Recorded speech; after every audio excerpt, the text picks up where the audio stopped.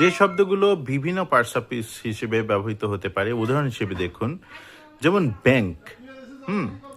Bank এমন একটা parts of speech যেটা 3 রকমের হতে পারে। যেমন নাউন হিসেবে বলতে পারি আমরা I went to the bank.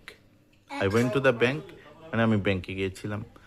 Verb হিসেবে বলতে পারি যে he will bank the money he earned. He will bank the money he earn মানে সে ব্যাংকে টাকাগুলো রাখবে, হ্যাঁ, যেটা সে ইনকাম করেছে, উপার্জন করেছেন। An adjective is something, these are foreign bank notes. These are foreign bank notes, নোটসগুলো কিরকম? Foreign bank.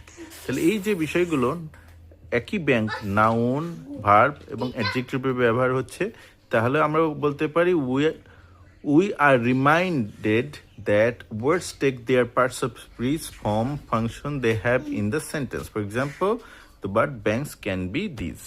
Okay? So আশা করি বুঝতে পেরেছেন, words can be used in several parts of speech together.